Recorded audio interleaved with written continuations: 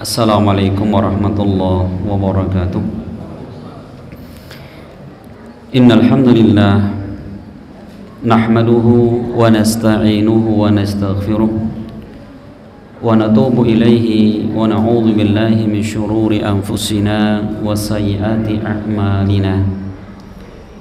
May yahdihillahu fala mudilla lahu wa may yudlilhu fala hadiya lahu. Wa asyhadu an la ilaha illallah wahdahu la syarika lah wa asyhadu anna Muhammadan abduhu wa rasuluh sallallahu alaihi wa ala alihi wa sallam. Qala Allah subhanahu wa ta'ala, ya ayyuhalladzina amanu taqullaha haqqa tuqatih wa la tamutunna illa wa antum muslimun. Ya ayuhan nasu taqu rabbakumul ladzi khalaqakum min nafsin wahidah wa khalaqa minha zawjaha wa batha minhuma rijalan katsiran wa nisaa'a wattaqullaha alladzi tasaaluna bihi wal arham innallaha kana 'alaikum raqiba. Ya ayyuhalladzina amanu taqullaha wa qulu qawlan sadida yuslih lakum a'malakum wa yaghfir lakum dhunubakum wa may yuti'illaha wa rasulahu faqad faza fawzan 'azima. Amma ba'd. Ma'asyiral muslimin rahimani wa rahimakumullah. Alhamdulillah, Allah Subhanahu wa taala kembali memberikan kesempatan kepada kita semua untuk sama-sama kita duduk bersimpuh di masjid dalam rangka kita untuk sama-sama at-tadzakur, saling mengingatkan, dan kita saling memberikan wasiat terhadap kebaikan dan kebenaran. Salam dan juga salawat tetap kita curahkan kepada Nabi kita Muhammad sallallahu alaihi wasallam, Nabi yang senantiasa kita ikuti petunjuknya, kita teladani akhlaknya, dan Nabi yang senantiasa kita harapkan syafaatnya kelak pada hari kiamat. Ma'asyiral muslimin wal muslimat rahimani wa rahimakumullah. Insyaallah kita akan kembali melanjutkan kajian kita, masih penjelasan di dalam kitab Al-Dhurar Al-Bahiyah fil Masailil Fiqhiyah karya Imam Muhammad ibn Ali Asy-Syaukani rahimahullah. Pada pertemuan yang lalu, Imam Syaukani telah menyebutkan kepada kita masih di dalam fikih muamalah. Ya, ini merupakan bagian fikih seperempat yang ketiga, yaitu fikih muamalah. Dan insyaallah kita akan melanjutkan di bab berikutnya. Imam Syaukani belum mengatakan faslun ma jaa fil aqiqah, fasal penjelasan tentang masalah aqiqah. Apa itu aqiqah? Aqiqah disebutkan para ulama maknanya adalah dhabihatun tuzbahu anil waladi fi yaumi sabi'ihi wa yuqalu laha nasikah. Jadi aqiqah itu adalah sembelihan yang disembelih anil walad, dari anak yang baru lahir di hari yang ketujuh.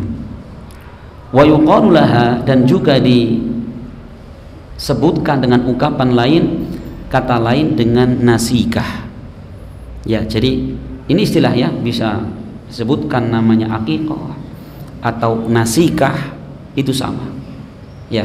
Jadi Bapak sekalian, sebelum kita masuk ke aqiqah, bahwa perkara aqiqah ini adalah termasuk perkara-perkara yang disunahkan ketika seorang baru mendapatkan karunia berupa anak.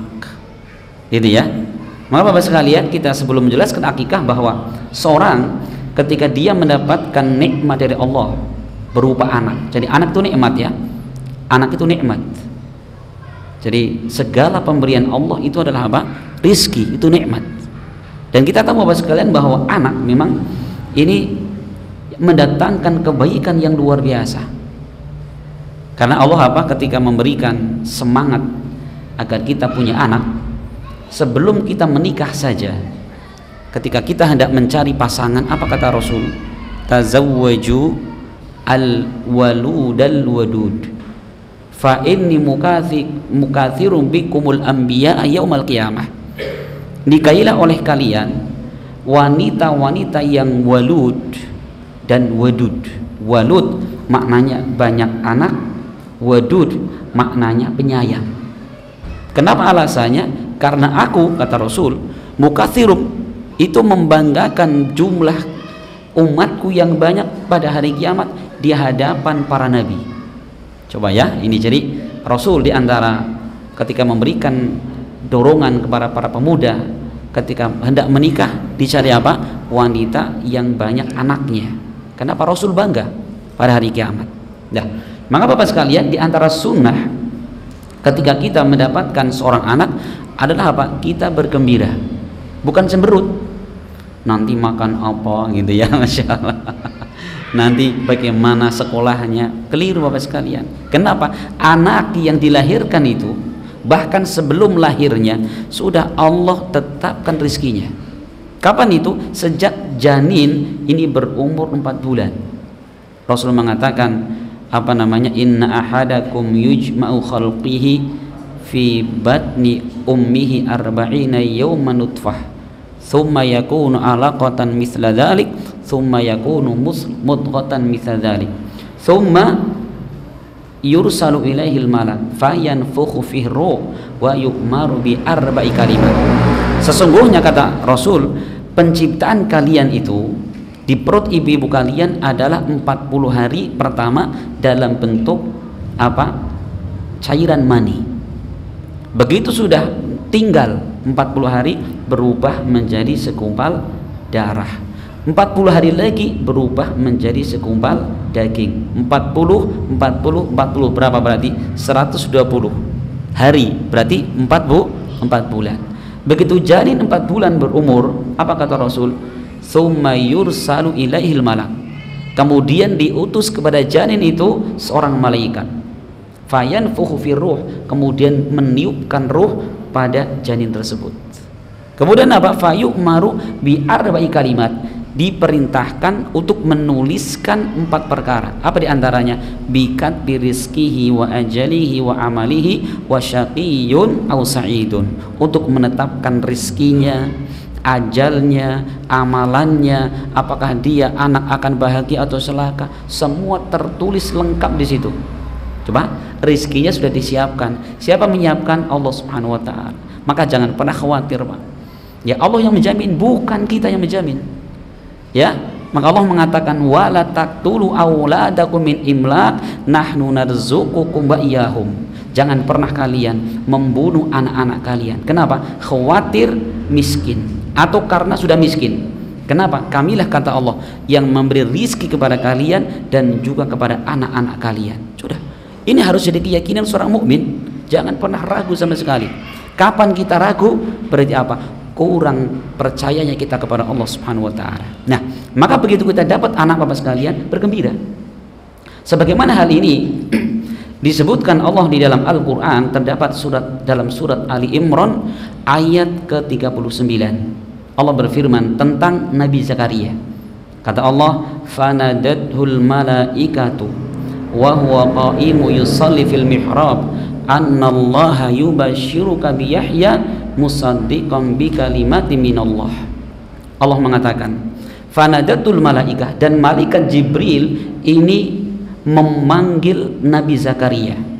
Wa huwa qa'imun yusalli fil mihrab, yang ketika itu Nabi Zakaria sedang sholat di mihrab, di tempat sholatnya. Apa kata beliau? Kata Allah, "Annallaha yubashshiruka bi Yahya." Kata Jibril, sesungguhnya Allah memberikan kabar kepada engkau bi Yahya, dengan anak yang akan lahir namanya Yahya. Perhatikan ya, siapa yang ngasih kabar gembira?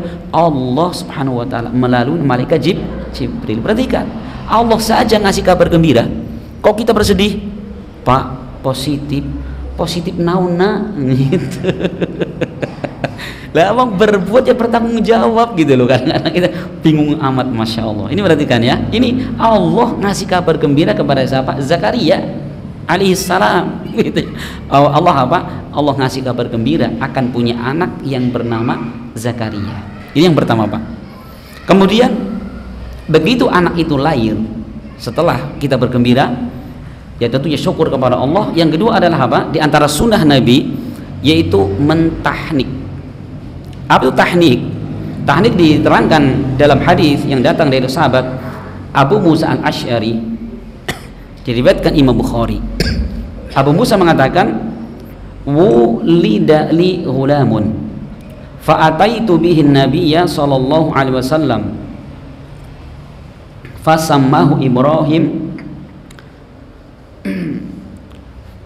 fanuhkinannahu bitamrah wa da'a lahu bil barakah.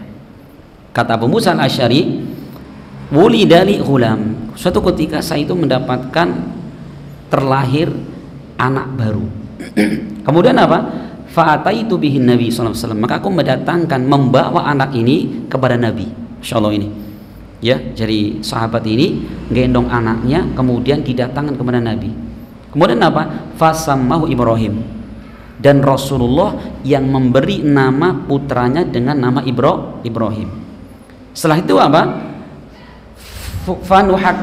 Fanuhannikahu, kemudian Rasul melakukan tahnik bitamroh, dengan kurma. Jadi tahnik ini Bapak sekalian, jadi Rasul saat itu beliau ngambil kurma, jangan banyak-banyak Pak, jangan sekilo gitu ya, ya mungkin setengah biji kurma. Kemudian beliau dikunyah sampai lembut ya. Habis itu apa? Diambil kemudian dimasukin ke apa? Ke mulut langit atas si bayi. Jadi gini, masukin gitu ya, di bagian atas. Kemudian apa? Habis itu wada'alahu bil barakah, dan Rasul kemudian mendoakan keberkahan untuk anak tadi. Seperti apa? Barakallahu fi, semoga Allah memberkahimu, gitu. Jadi Rasul mendoakan anak baru lahir, sudah apa? Sudah didoakan keberkahan. Apa itu berkah? Sering kita ingatkan, berkah itu kasratul khair wa dawamuhu, itu banyaknya kebaikan dan langgengnya kebaikan yang ada. Ini sunnah Nabi, yaitu mentahnik. Iya. Bagaimana dengan azan?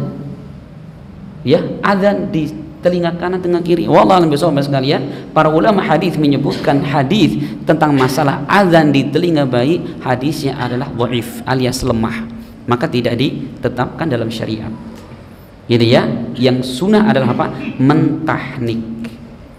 Kemudian Bapak sekalian, setelah selesai mentahnik, kemudian apa? Memberi nama. Ya, jadi anak diberi nama. Dengan nama seperti apa? Nama yang terbaik. Makanya orang-orang Arab, ya, mereka mengatakan bahwa likulli musamma min ismihi nasib. Ya, pada setiap yang diberi nama, dari namanya itu punya bagian. Apa maksudnya? Bahwa ya, anak itu, ini nama yang diberikan kepada anak tadi ini berpengaruh kepada akhlak si anak tadi. Perhatikan, apa tadi? Likulli musamman min ismihi nasib. Setiap anak yang dikasih nama, maka dengan nama itu akan apa? Ngefek, ada bagian dari nama tadi. Sudah ya? Makanya pentingnya Bapak sekali kita ngasih nama anak itu yang baik-baik. Ya, agar apa? Agar anak kita itu seperti yang dinamakan tadi. Karena yang namanya nama itu adalah doa. Ya, makanya ini harus pinter-pinter cari nama untuk anak. Namanya bagus, Latif, nah, anaknya lembut. Namanya Abdurrahman, hambanya Ar-Rahman, gitu ya, yang diharapkan kelak menjadi ahli ibadah, orang memperjuangkan agama, gitu ya. Sampai orang-orang Arab mengatakan, min ismika a'rifu abaka, dengan namamu aku bisa mengenali bapakmu. Perhatikan ya. Jadi kalau kenalan namanya siapa? Frankie. Oh, bapaknya nggak jauh-jauh, gitu. Namanya siapa? Abdullah. Oh ya, bapaknya seringnya apa? Orangnya baik, agamis. Iya kan? Kita bisa ketahui kata orang Arab. Fabi ismika a'rifu abaka. maka dengan namamu itu saya bisa mengenali bagaimana agama bapakmu itu. Masya Allah. Dan ini kita lihat ya, coba ini agama keluarga, kalau agamis, bapak ibunya agamis, coba anaknya gitu, namanya Musa, Isa, Muhammad. Tapi kalau bapaknya ya gitu, senangnya apa namanya, artis-artis ya namanya Ronaldo gitu. Kalau anak itu, saya punya tetangga dulu senang badminton, siapa nama anaknya? Susi, karena dulu Susi Susanti. Ini lagi sukanya tinju, namanya Elias Pikal gitu, Chris John gitu ya, selalu gitu. Jadi si orang tua itu ketika ngasih nama anak, kenapa? Ini dari hatinya. Itu bisa debat di rumah itu, si mbahnya ya, kakek neneknya pengen namanya siapa? Ahmad, bapaknya nggak bisa, wong saya seneng drummer ya, Sheila on Seven gitu akhirnya. Itu makanya masalah orang Arab mengatakan. Nah, maka Bapak sekalian, sekali lagi, nama itu adalah apa? Itu adalah doa. Makanya Rasul ketika menyebutkan di antara nama yang terbaik, Rasul pernah menyebutkan dalam hadis Ibnu Umar, diriwayatkan Imam Muslim, Rasul mengatakan, inna ahabba asmaikum ilallahi Abdullah wa Abdurrahman. Sesungguhnya ya, nama apa namanya, nama yang Allah paling cintai adalah apa? Abdullah dan Abdurrahman, yaitu nama yang menggambarkan penghambaan kepada Allah. Ya, ini paling afdol ini. Makanya disebutkan apa namanya oleh para ahli sejarah, sahabat Nabi ini yang bernama Abdullah ada 300 orang. Berapa Pak? 300 orang sahabat Nabi Abdullah, tulah bukan tulah, Abdullah gitu loh. Ya, Abdullah bin Mas'ud, Abdullah bin Umar, Abdullah bin Zubair, kan gitu. Itu ada berapa? 300. Mungkin kalau orang sini apa nggak ada nama yang lain, semua Abdullah. Kenapa? Masing-masing sahabat ini ketika mereka punya anak, pengen anaknya menjadi hamba Allah yang baik. Tuh, berapa Pak? 300 sahabat namanya Abdullah semua itu. Wow, ini kalau apa namanya lomba kayaknya, wah, juara 1 Abdullah, juara 2 Abdullah, juara 3 Abdullah semua. Harapan 1 Abdullah, harapan 2, 3 pun Abdullah gitu ya. Wah, ramai sekali kayaknya ya. Nah, itu Bapak sekalian. Jadi nama ya. Nah, maka para ulama menyebutkan Bapak sekalian, ya, di antara nama yang bagus selain nama yang apa namanya penghambaan kepada Allah, juga Rasul menamakan apa? Namanya Muhammad. Dalam hadis diriwayatkan Bukhari Muslim, Rasul mengatakan, tasammau bi ismi wala tukannau bi kunyati, atau takannau bi kunyati. Ya, tasammau, silahkan kalian menamakan dengan namaku Muhammad. Ya, maka boleh nama Muhammad itu, tapi jangan kalian berkunyah seperti kunyahku. Kunyah itu nama panggilan. Rasulullah punya kunyah Abul Qasim. Makanya Imam Nawawi beliau bikin bab apa? Larangan memberi kunyah dengan Abul Qasim. Karena Rasulullah kalau dipanggil selain Rasulullah itu apa? Ya Abul Qasim, bapaknya Qasim gitu ya. Nah ini, jadi menamakan dengan nama yang baik. Kemudian Bapak sekalian, di sana ada nama-nama yang dilarang. Yaitu apa? Semua nama yang menggambarkan penghambaan kepada selain Allah. Seperti ada namanya Abdul Uzza, hambanya Uzza.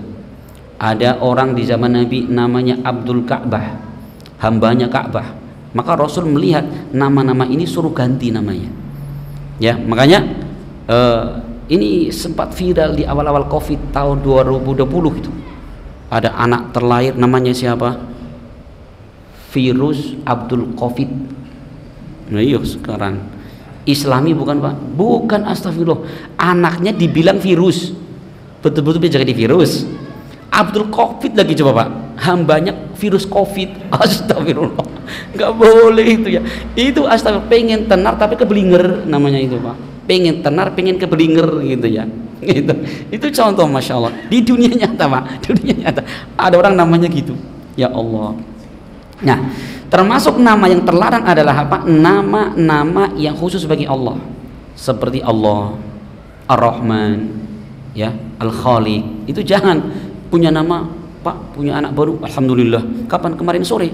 Sekarang udah pulang di rumah. Mau kasih nama siapa? Allah. Masya Allah. Ini itu merampas haknya Allah Subhanahu Wa Taala. Gak boleh.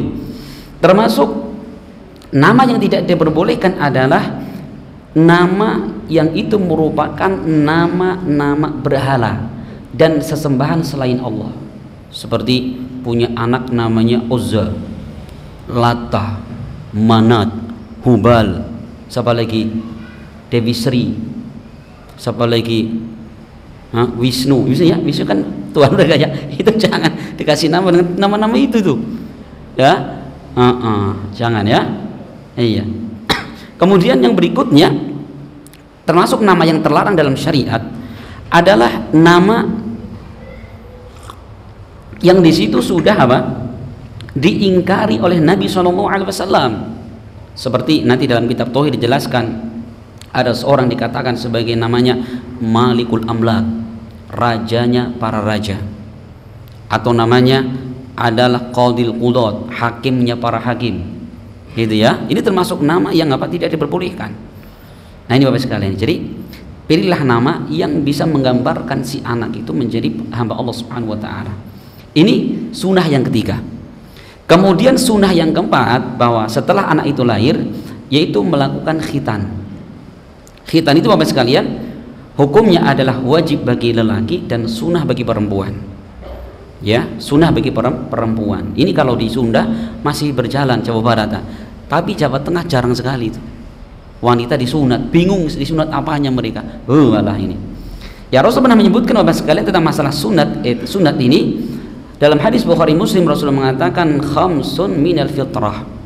Ada 5 hal yang itu termasuk fitrah. Apa yang pertama? Al-khitan. Khitan wajib bagi laki-laki, sunnah bagi perempuan. Yang kedua wal istighdad, yaitu memotong bulu kemaluan. Yang ketiga wa taqlimul atfar, memotong kuku. Yang keempat natful ibti, natf itu mencabut bulu ketiak. Jadi sunahnya kalau ketiak dicabut Pak, bukan dipotong gitu ya. Tapi kalau kuat Pak, kadang-kadang pegel gitu ya. Nah ya monggo nggak apa-apa. Kemudian yang keberapa? Yang kelima qasyu syarib, yaitu memendekkan kumis. Ya, bagaimana dengan jenggot? Dipendekkan? Jangan. Rasul menyebutkan dalam hadis yang lain, diriwayatkan Muslim, Rasul mengatakan asyarun minal fitrah, 10 yang termasuk fitrah. Apa diantaranya? Qasyu syaribi wa i'fa'ul lihiyati wasiwak. Rasul mengatakan 10 termasuk fitrah, yaitu merapihkan kumis, membiarkan jenggot, kemudian siwak, dan sederhana di dalam menggunakan air ketika mandi maupun berwudu. Itu fitrah ya. Jadi ini Bapak sekalian, Masya Allah luar biasa ya. Ini adalah apa? Termasuk fitrah. Nah ini yang keempat. Kemudian sunnah yang kelima, yaitu al-aqiqah. Ini ya pembahasan kita ini, yaitu aqiqah. Apa itu aqiqah? Aqiqah tadi disebutkan para ulama, yaitu zabihatun tuzbahu anil waladi fi yaumi sabi'ihi, yaitu sesembelihan karena lahirnya anak di hari yang ke-7. Ya. Adapun dalil masalah ini, kita baca dulu ucapan Syukani.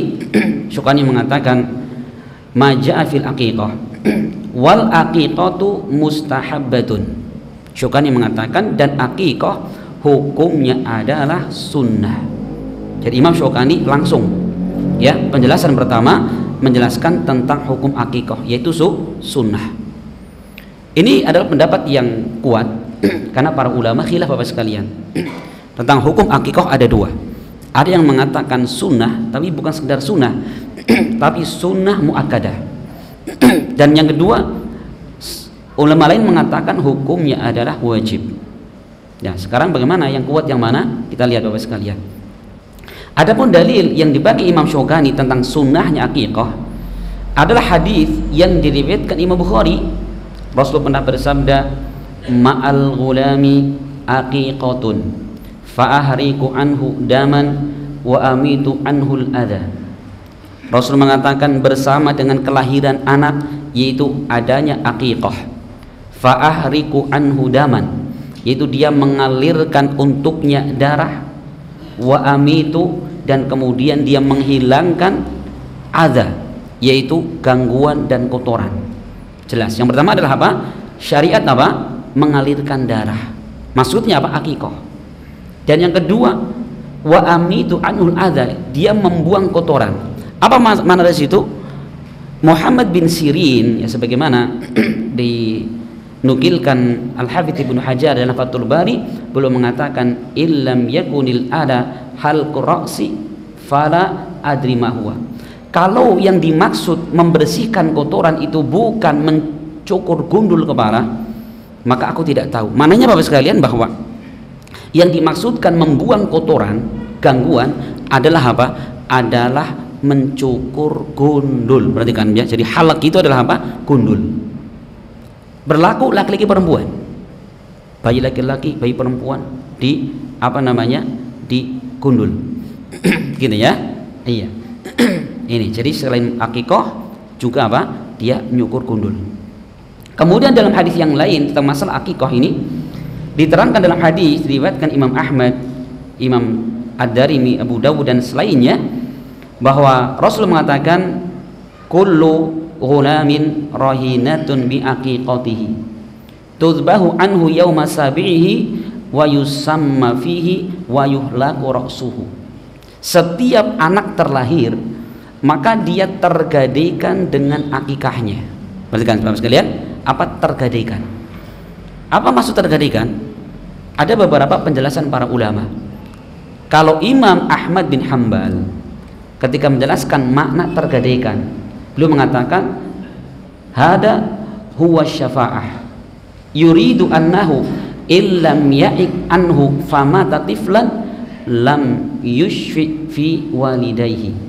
Kata Imam Ahmad, yang dimaksudkan di situ adalah syafaat, yaitu bahwa seorang bayi ya ketika mereka lahir kemudian tidak diakikai, kemudian mati dalam keadaan masih kecil belum balik, maka bagaimana orang si bayi ini tidak bisa memberikan syafaat untuk orang tuanya, karena anak yang meninggal ya masih dalam keadaan belum balik, bagaimana anak ini akan memberi syafaat kepada kedua orang tuanya pada hari kiamat, karena anak apa namanya meninggal sebelum balik, mereka akan di surga menjadi pelayan-pelayan surga.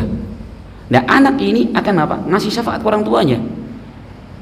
Apa bentuk syafaatnya? Bisa kemudian kalau bapaknya di neraka akan ditarik ke surga, kalau bapaknya di tingkatan surga paling rendah bisa dinaikkan derajatnya.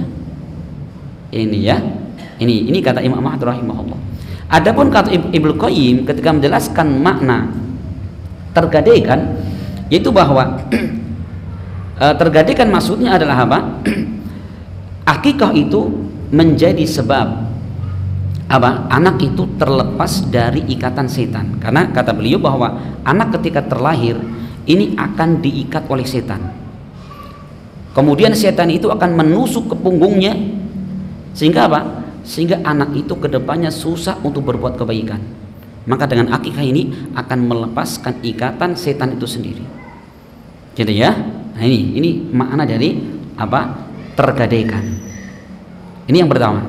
Kemudian kata Rasul, tuzbahu anhu yauma sabihi, disembelih hewan itu di hari yang ketujuh.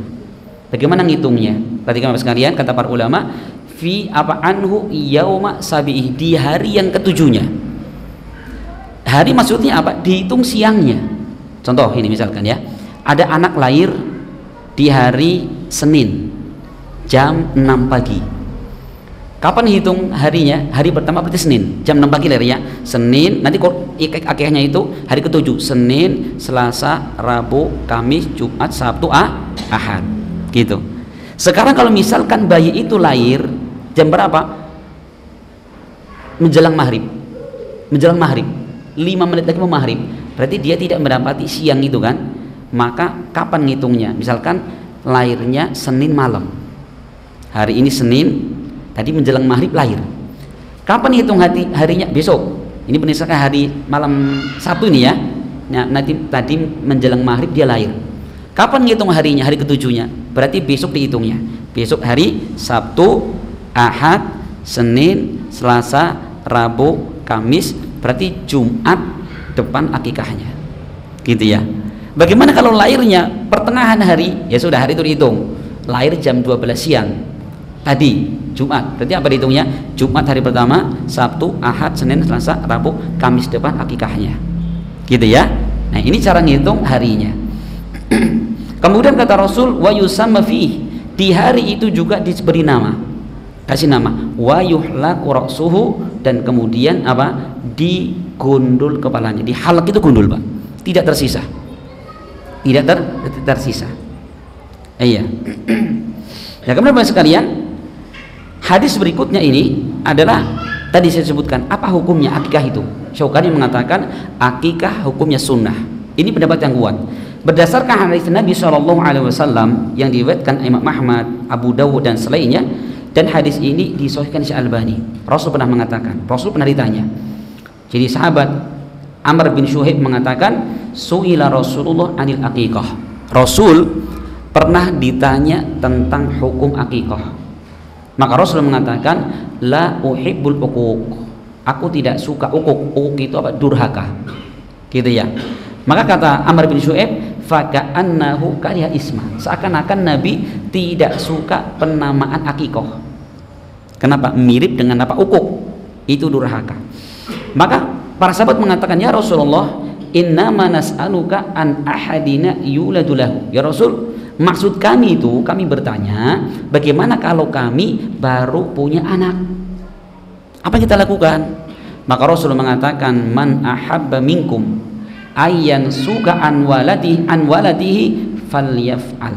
Rasul mengatakan, barang siapa yang dia ingin untuk melakukan nasikah, tadi ya, ayyan suka, dia nyembelih untuk anaknya, maka falyaf'al, silahkan dia lakukan.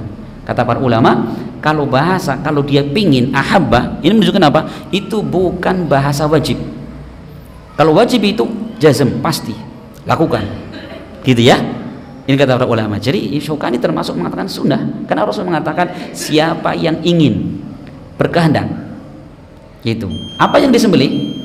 Anil ghulami syatani mukafa'atani wa anil jariyati syatun, yaitu apabila bayi laki-laki, maka syatani, maka dua kambing yang mirip sama, gitu ya. Wa anil jariyati syatun, dan kalau bayi perempuan cukup satu apa? Satu kambing. Sekarang pertanyaan Ustaz, apa harus dua laki-laki, harus dua perempuan? Ternyata datang dalam hadis yang lain. Hadis riwayatkan al-Imam Abu Dawud dan disahihkan Syekh Albani rahimahullah. Kata apa namanya, sahabat mengatakan, Ibnu Abbas mengatakan, anna Rasulullah SAW aqqa anil Hasan wal Husain kabshan. Ternyata Rasul pernah, beliau akikah untuk Hasan dan Husain, masing-masing bayi satu kambing. Hasan satu kambing, Husain satu kambing. Bagaimana ini cara menggabungkan ini? Satu sisi Rasul mengatakan laki-laki dua kambing, di sisi lain Rasul ketika mengakikahi Hasan satu kambing, Husain satu kambing. Terus bagaimana? Nah, para ulama mengatakan yang afdol kalau anak laki-laki dan dia mampu dua kambing. Tapi kalau andikan dia tidak mampu, adanya cuma satu pun boleh. Boleh. Sebenarnya Rasul mengakikahi Hasan satu, Husain satu. Itu ya. Tapi kalau misalkan ternyata saat itu belum mampu, bisanya cuma satu. Boleh nggak kemudian sekian bulan kemudian, ini belum panen Pak, ini kemarin Pak mau panen banjir gitu ya, nggak panen, nggak bisa beli kambing. Bagaimana? Boleh tidak kemudian dia ngutang dulu, sekarang hari ke-7 motong satu, nanti 3 bulan lagi satu lagi, itu pun boleh ya. Karena fattaqullaha mastata'tum, bertakwalah kepada Allah sesuai dengan kadar kemampuan kalian. Moga Bapak sekalian, diadani dulu, nanti insya Allah kita lanjutkan setelah adzan isya.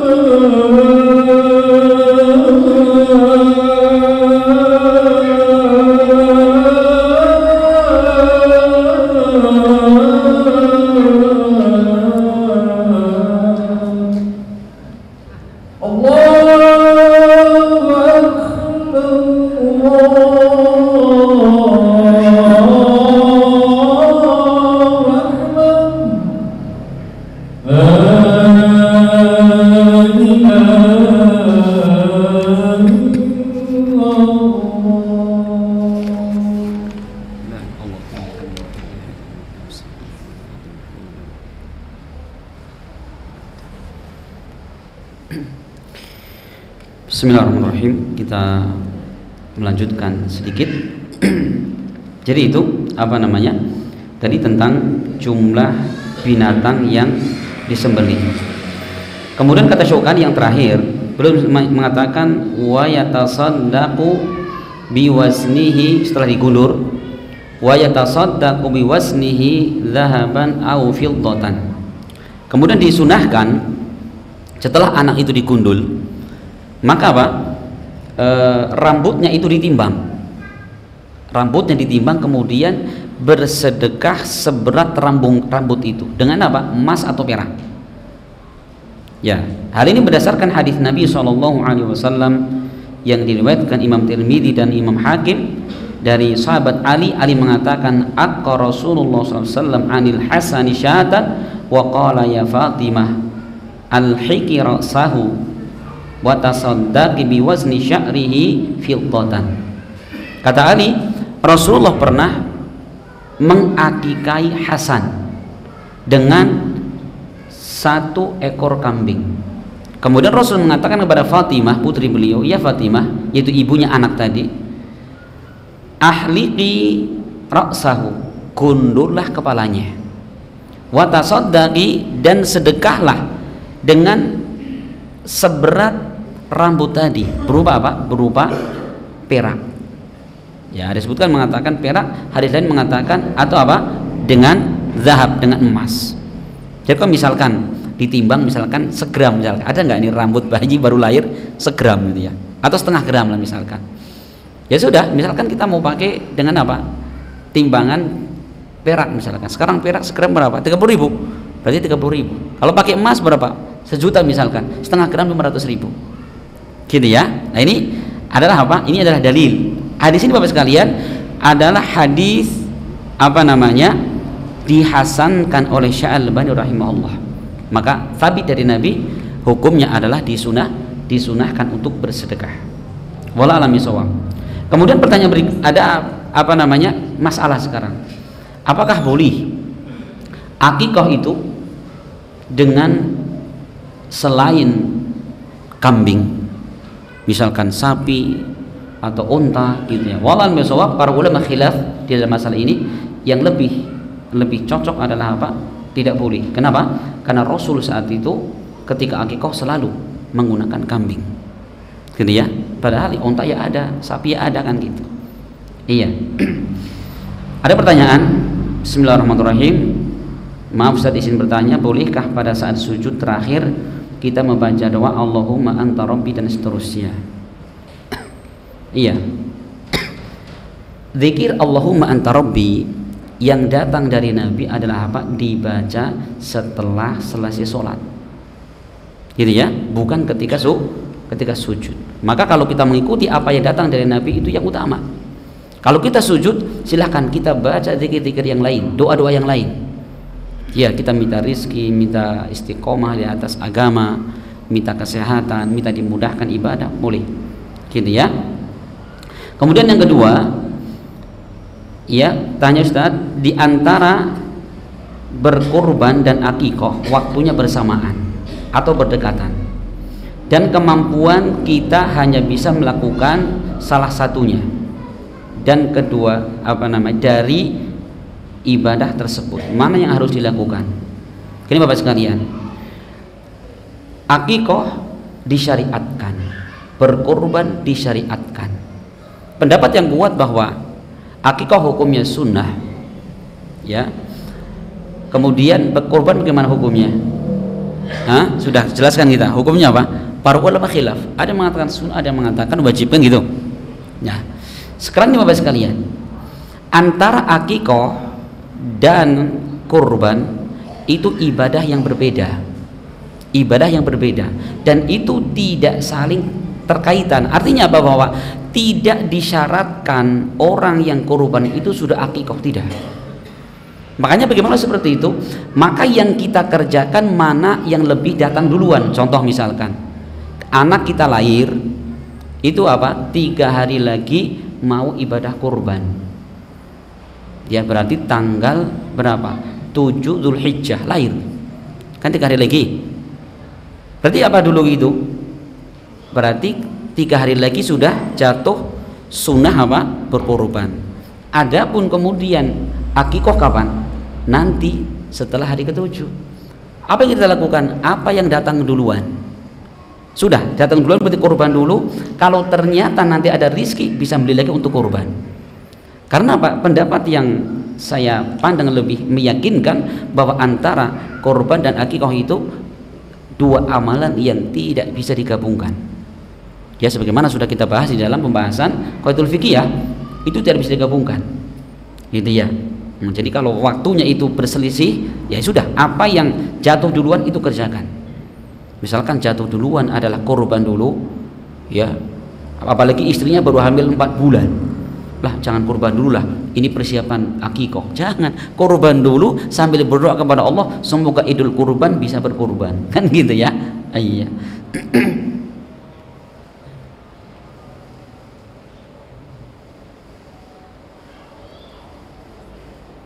Iya, Assalamualaikum Ustaz, izin bertanya, bagaimana hukumnya memberi beras dan yang sebagainya kondangan kepada orang yang sedang menamai bayi atau berakikah, dan adakah cara yang khusus ketika mencukur rambut bayi? Kondangan lagi, Masya Allah.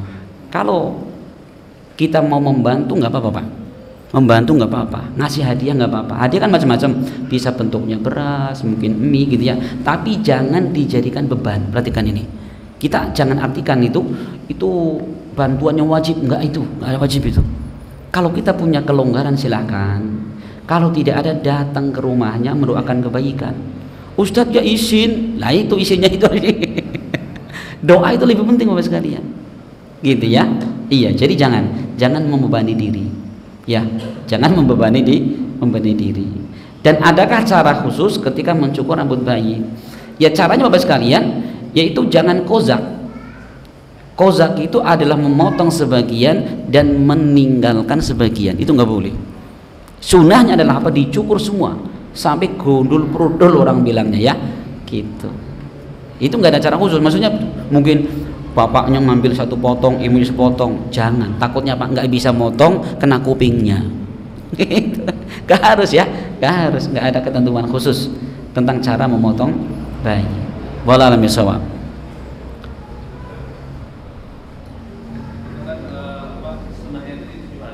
Bagaimana kalau bertua nih karena ada kejadian itu kurban mana yang termasuk dia belum diatur. Yang pertama, sekarang bagaimana kalau ternyata orang tua kita di hari ketujuh itu tidak akikah? Mungkin karena belum ada rizki atau belum tahu hukumnya, kan gitu Pak ya? Ya kan, mungkin belum ada rizki atau mungkin nggak tahu hukum.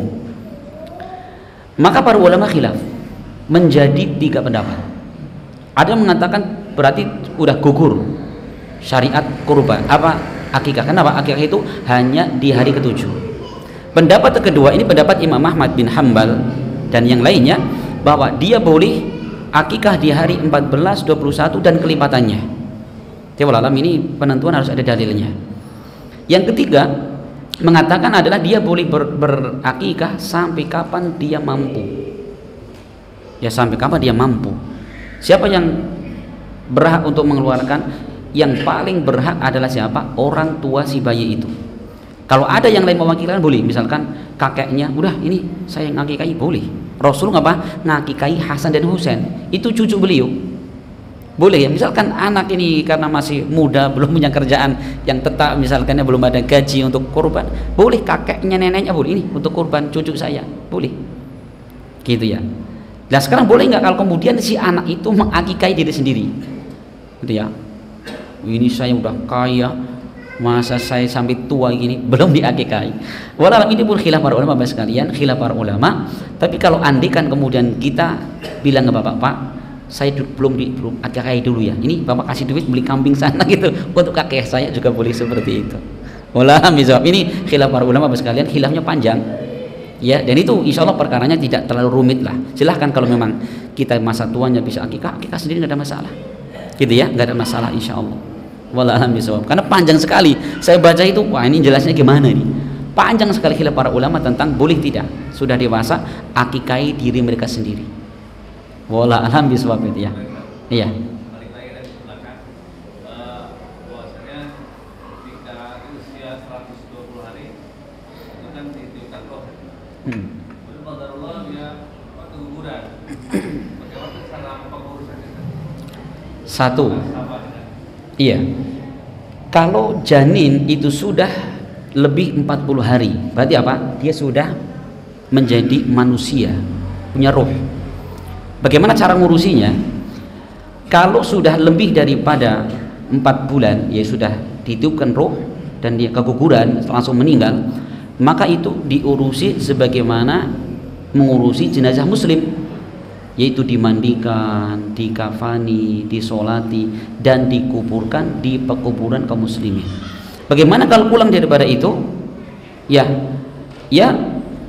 tidak masalah untuk tidak disolati, bahkan tidak disyariatkan disolati di situ. Terus bagaimana dikubur? Ya iya, jangan dibuang di kali, jangan. Dikubur itu karena termasuk anggota manusia kan gitu, termasuk anggota dari si ibu tadi. Nah sekarang masalah akikahnya, gitu ya.